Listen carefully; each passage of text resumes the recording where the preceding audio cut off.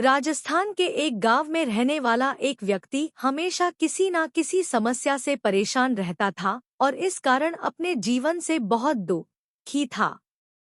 एक दिन उसे कहीं से जानकारी प्राप्त हुई कि एक पीर बाबा अपने काफिले के साथ उसके गांव में पधारे हैं।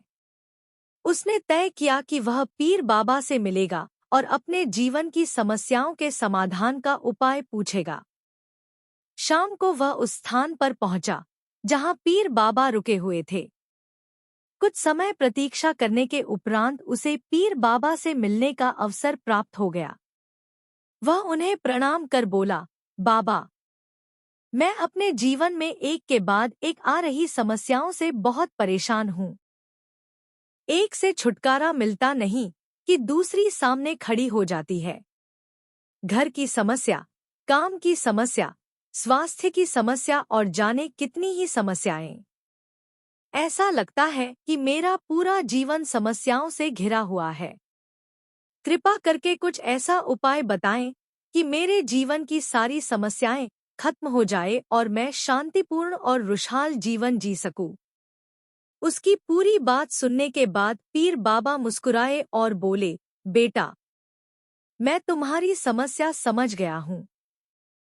उन्हें हल करने के उपाय मैं तुम्हें कल बताऊंगा। इस बीच तुम मेरा एक छोटा सा काम कर दो। व्यक्ति तैयार हो गया।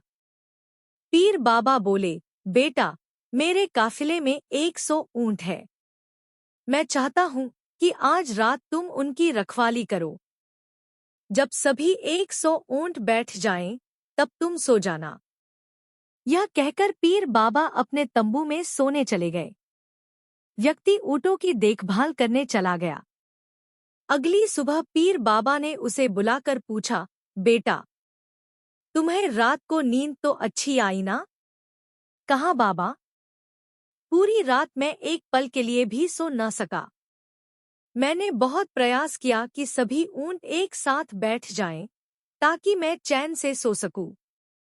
किंतु मेरा प्रयास सफल न हो सका। कुछ ऊंट तो स्वतः बैठ गए। कुछ मेरे बहुत प्रयास करने पर भी नहीं बैठे। कुछ बैठ भी गए तो दूसरे उठ खड़े हुए। इस तरह पूरी रात बीत गई। व्यक्ति ने उत्तर दिया। पीर बाबा मुस्कुराए और बोले, यदि मैं गलत नहीं हूं तो तुम्हारे साथ कल रात यह हुआ।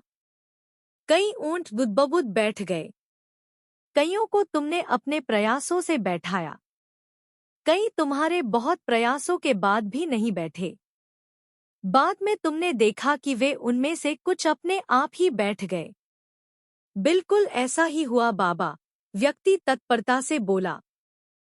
तब पीर बाबा ने उसे समझाते हुए कहा, क्या तुम समझ पाए कि जीवन की समस्याएं इसी तरह है? कुछ समस्याएं अपने आप ही हल हो जाती हैं।